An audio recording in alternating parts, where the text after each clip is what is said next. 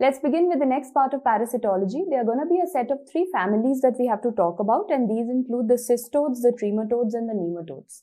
Amongst the cestodes, first I'll tell you their names. Cestodes are also referred to as the tapeworms because they look like tapes, flat like tapes. Then the trematodes are said to be flukes because they look like a leaf, and the nematodes are said to be worms like roundworm, hookworm, and all of those. Please remember, out of these, the only one having a body cavity is the nematode. And if there is a body cavity, of course, there is also going to be an alimentary canal in it. The only one with a body cavity and alimentary canal. The others don't have a body cavity, don't have an alimentary canal. Also, which is the only one which is dioecious. Dioecious means that it is going to have male and female separate, is of course going to be the nematodes only, whereas the other ones are going to be hermaphrodites. Of course, there are some exceptions which I will tell you eventually, but broadly all of them are hermaphrodites. Only nematodes are male-female separate. So remember, everything is with the nematode. The body cavity, the alimentary canal, and the male-female separation. But who has the segmentation? Please note, the cestodes are the only ones which are going to be segmented. Rest all of them are non-segmented. So is your basic table okay with everyone, so that I can now move on to other definitions? Before I start with parasitology, I first want to give you all some definitions. For example, whom do you define as a definitive host? A definitive host is the one in whom the sexual reproduction happens. The male, female, gametocyte, or wherever the larva, the sexual reproduction happens, eggs are laid, that is going to be the definitive host. Whereas where all the asexual reproduction is going to happen, that is going to be the intermediate host. So let me tell you that in most of the cases in human beings, in most of the cases we are the definitive host, but there will be a list where I will tell you that man is an intermediate host, means in us only asexual reproduction will occur. So what is that? When we are an intermediate host, it is known as best top. That is a mnemonic that we have.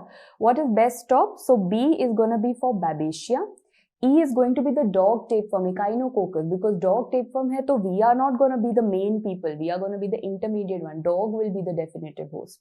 So B we have for Babesia, E we have for Echinococcus. S is going to stand for Sarcocystis, which we don't read too much, but you just have to know. Then we have T, and P. So TTP stands for, T stands for the very, very famous, the Toxoplasma. T for Taenia solium and Plasmodium. So repeating, Babesia, Echinococcus, Sarcocystis, Taenia solium. ये best हो गया. And top is going to be Toxo, TO for Toxoplasma and P for Plasmodium. So I think this is sorted, but right now it's more of ratta because you've not read all of these. When you read all of these, you will realize you don't need this mnemonic. I'll give you adequate life cycle mnemonics over there that you won't need all this story, right?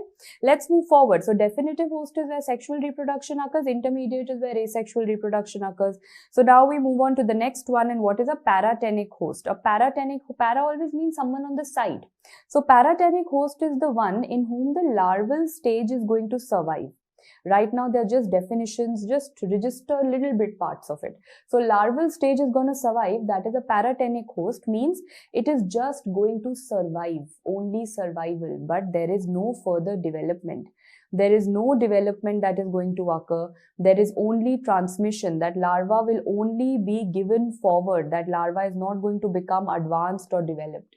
So remember, paratenic host is just one host on the side who is storing the larva and is going to give it further. No development is going to occur in it. Finally, who is the accidental or the dead end host?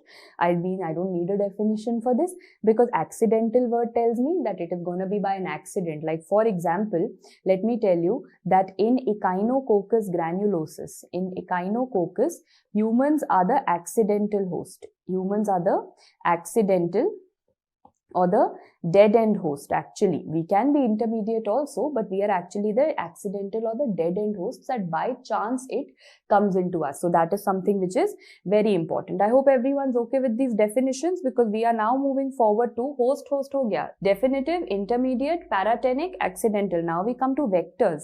Vectors are the things which are transferring it. So what is it? Pehle dekho, I can see a lot of words written. Propagative vector, cyclopropagative, cyclodevelopmental. I want you to learn something. Propagative vector is the vector. What is the next alphabet in whom replication will occur. So if replication of the organism is occurring in that flea or that louse or that tick, that is a propagative vector. Whereas if we are talking, so everywhere propagative word comes, matlab ma'am replication is happening. Wherever cyclo word comes, so remember cyclo के साथ D याद रखना, CD come together ना, CD come together. So over there development is also going to occur. So let me repeat guys, when I'm saying first वाला देखो, when I'm saying propagative, what is gonna occur? Replication or development? Of course, only replication will occur. Propagative में only replication will occur. There is no development going to occur, and that is what happens when we are talking about Yersinia. Yersinia is plague, na? Plague spreads by rats. You know that. So Yersinia में all these rat and rat flea, they are actually rat flea वाला जो vector है, that is actually gonna be a propagative vector. It is only gonna result in replication, not in development. Next we come to cyclopropagative. Matlab, you will say ma'am propagative word is there, this means replication is occurring. Cyclo word is there, this means development is also occurring. This is a combination. For example, all the blood organisms, plasmodium, matlab malaria and babesia. In malaria and babesia, who is the vector? You know na, especially in, tell me for malaria, this you already know, female Anopheles mosquito. So over there is replication also, there is development also, that is cyclo also and propagative also. Finally coming to the last, that is cyclo-developmental. So over here C, D is anyway come together. So over here only the development is going to occur. Only the development will occur, there will not be any replication. Examples are going to be many things related to filaria, and also we have the flagellase, that is Leishmania trypanosoma. So right now as I said, they are names, but thoda samajh aa raha hai, that is good enough. So repeating, propagative means replication, PR, replication will occur. Cyclopropagative means propagative matlab replication will occur. Cyclo means development will also occur. And cyclo-development means just development will occur. Easy to learn. Now before I proceed on to the main part, you need to know that whenever I will talk about any of these organisms, I will definitely talk about the stool samples. Now under these stool samples, please note that first thing is that you will do a microscopy. What will you do in microscopy? The first thing that you will be doing will be the very simple saline mount. You will look at the stool sample under a, mix it with normal saline. Another thing that you will be doing will be an iodine mount. And iodine mount mein kya hota hai? The thing is that the trophozoites, if at all the trophozoites have to be mobile, the trophozoites are immobilized. The trophozoites are immobilized, so that is why you will see all the motility and the moving around in saline mount. As soon as you put iodine, it is going to be immobilized. So remember, iodine mein, it is going to be immobilized. Moving on, coming to, if you say that ma'am, I have a stool sample or whichever sample I have, but the parasite is not too much, the oocysts or the whatever parasites, trophozoid cyst, whatever you're trying to see, ma'am, that is not too much. So what does that mean? That basically means that we are dealing, or we will have to do some concentration techniques. When I say concentration techniques, either, what are the two ways? If my parasites are very less in number, what can I do? Either I can make that sample sediment, then it will become very concentrated. Or I can make the eggs float, either make them float or make them sediment. So what are the two techniques that we have? We have number one, the very famous flotation technique and sedimentation technique. So if I use saturated salt, some things will start floating. So saturated salt flotation technique hota hai. Whereas formal or formalin, if I use formal or formalin, that is going to be the formal ether sedimentation technique. I hope everyone's okay with this, because these were to do with your remaining general parasitology parts. Now I think we are ready to take on our journey towards the three types, and those are going to be the cestodes, the trematodes and the nematodes. So let's begin with what? The tapeworm, which are segmented. Those are the cestodes. So let's begin with the cestodes chapter. And as I've told you that cestodes are the ones which are going to be segmented. And if you zoom in, you can definitely see that yes, there are segments present and they're looking like a tape. So these are all the tapeworms. Now the entire organism and everyone is going to look like a tape, everyone is going to look segmented. So how shall I differentiate? I'm going to focus on the head end. I can see their names: Taenia solium, Sarginata, H. nana, H. diminuta, Diphyllobothrium latum and Echinococcus granulosus. If I look at their head end, in all of them I can see there are some round structures, right? All of them have round structures, and these are known as suckers. So all of them, for attachment, they have got 4 suckers. Which organism does not show you a sucker? So over here, if I write this again, this is one of the most important organisms that you have. Look at how I've written it. Diphyllobothrium latum. It is Diphyllobothrium latum, which basically means that it's going to look like phylum. It's going to look like a leaf. Yes, it is looking like a leaf. And secondly, it is di, means it's not going to have any suckers, round suckers. It's going to have two something else. It's going to have two grooves. You can see that one groove is in front, one must be at behind. So one groove is like this and one is at the back. So these are going to be two grooves which are available for attachment. There are no suckers which I see over here. I hope this is question 1. You've understood which is the only organism which will look like a leaf and will show you the presence of these different lines or these grooves. That's Diphyllobothrium latum. Okay, rest all of them have suckers. How do I differentiate between the rest? Now I'm going to look at their hooklets.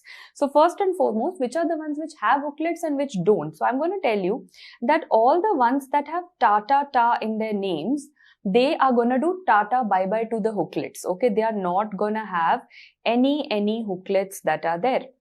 So wherever you see tata, you're going to do tata to the hooklets, no hooklets. So when I say Taenia solium, hooklets are there. Definitely there are 2 rows of hooklets. But when I say Taenia saginata, do tata to the hooklets. There are no hooklets seen. Then when I do H nana, there are hooklets. Of course, there's hooklets. But when I do H diminuta, again, I say tata to the hooklets, so there are no hooklets. Again, Diphyllobothrium latum. This anyway did not have any suckers and hooklets, and anyway this is also lata. Diphyllobothrium lata, so tata to the hooklets. This also does not have any hooklets. Echinococcus granulosus has hooklets. So simple. Solium has saginata, tata, nahi hai hooklets. H nana has H diminuta, nahi hai hooklets. Diphyllobothria lata, tata, nahi hai hooklets. Echinococcus granulosus has hooklets. So simple. Wherever you see tata, do tata to the hooklets. So saginata, diminuta and lata, they don't have hooklets. Easy to learn, I hope now. Now, one last thing. All of them have how many rows of hooklets? The ones who have, jinke paas tata nahi hai, the ones who have hooklets, 2 rows, 2 rows. Which is the only one which has a single row of hooklet, and that is H nana. So remember, there is going to be a single row of hooklets that is present. So I'm going to repeat all of this once again. If you feel that you are feeling a little lost, we are going to do a quick recap. Firstly, which are the ones which does not have any suckers only? Diphyllobothrium latum doesn't have any suckers. If it doesn't have any suckers, of course, it doesn't have any hooklets. What does it have? It has 2 grooves for attachment. Okay, next, which is the one that looks like a leaf? Diphylum looks like a leaf, of course. Now we are going to say, what are all of the others having? 4 suckers, 4 suckers. All of them have 4 suckers, and all of them obviously have hooklets also. Which are the ones which don't have hooklets? So saginata, no hooklets. Diminuta, no hooklets. And lata, no hooklets. Rest all of them are gonna definitely have hooklets. And guys, which of them has only a single row of hooklets? And that is going to be H nana, and that is what I want to tell you. Now I'm going to give you a life lesson. This H nana is very interesting. That life lesson will come in 5 minutes. Before that, how are we dividing it? Please note all these. Taenia saginata and solium. So Taenia, and H nana and D latum. They are the ones which are going to go into the intestine. Rest all of them are going to go to different other organs of my body. But remember, Taenia, saginata, solium. H nana, because that is the smallest. It's the smallest tapeworm that we have, whereas Diphyllobothrium latum, the name is only so long that it is going to have the longest tapeworm that we have. So simple, if they ask you a simple question, smallest is going to be H nana, and latum, Diphyllobothrium latum, that is going to be the longest tapeworm. So smallest ho gaya, longest ho gaya, Taenia. These are going to be in the intestine. Rest all of them are going to be other parts of our body. So now you would obviously want to know their hosts also. So for all the cases, man is going to be the definitive host. Definitive host in all of them is going to be the man. However, in one of them, that is Echinococcus. In Echinococcus, man is not the definitive host. Dog is the definitive host. That is the reason that we call it a dog tapeworm. We call it dog tapeworm because dog is the definitive host. Rest everywhere, man. Okay, all of them are going to require 2 hosts. However, H nana has only a single host, and that is human beings. And Diphyllobothrium latum has 3 hosts. Diphyllobothrium. So what did I realize? Now I'm going to tell you that story. H nana, what was its size? Sabse chota. It was the smallest tapeworm that we had. Sabse small size.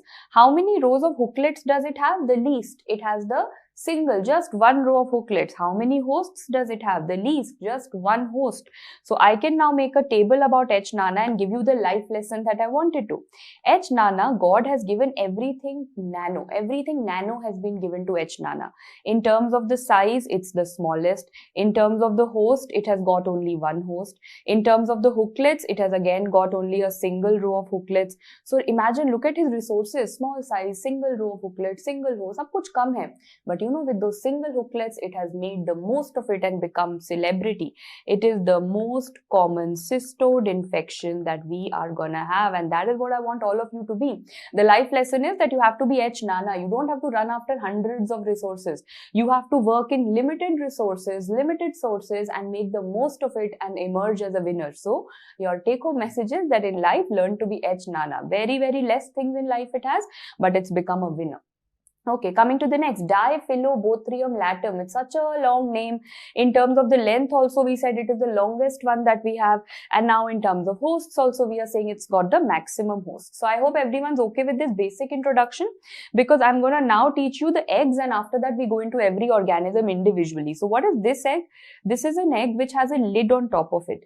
Whenever you see an egg with a lid on top of it, that egg is known as an operculated egg. Okay, so that is known as an operculated egg, and you can see there is a lid on top. And where all do you see it? So I'll give you a mnemonic for all parasitology. I'll give you one mnemonic over here. Operculated eggs are seen in STDs. What are STDs? Dekho how I learned it. Mnemonic also you should learn, na?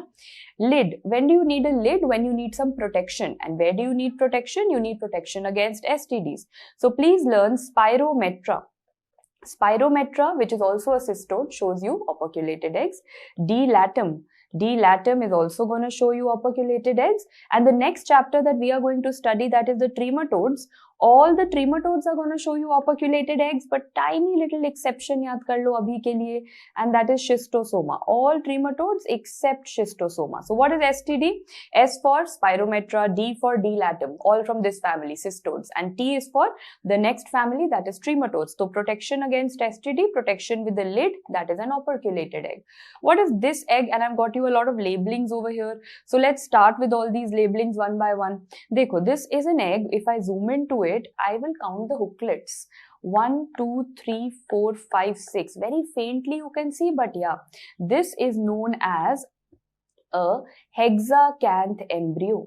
Because it has 6 hooklets in the egg, this is a hexacanth embryo. Is that okay? So you've understood the reason for it. And in the exam, please don't get confused. What am I teaching you over here is the egg. These are the hooklets of the egg. What I taught you earlier was the hooklet of the full worm, the head end of the worm, wo adult worm tha. Now what I'm teaching you is the hooklet that you have in the egg. So how many hooklets? All of them will have, all the cystodes will have. So how I have learnt it is, cis stands for 6, hai na? So cystodes have 6 hooklets wala egg, hexacanth egg. Then let me look at the other labelings. I can see there is one outer membrane over here. Yes, if there's an outer membrane, there has to be an inner membrane, obviously. And in between the two, can you see some dirty dot dot dot kind of granules? These are referred to as the yolk granules. The dirty material is referred to as yolk granules. What else can you see if you zoom in? You will be able to see one knob over here and one knob over here. Yes, they are polar knobs. They have polar thickenings, and from those polar thickenings, some threads come out, polar filaments come out. So I will realize that this area, this gap is very, very busy. Between the outer and the inner membrane, firstly you have some dirty material called yolk granules. Then you have some knobs. Then you have filaments coming out of it. Very, very busy area this has. And inside you have how many hooklets? Cystodes mein you have 6 hooklets. Everyone's done the basics. Now shall we start off one by one with the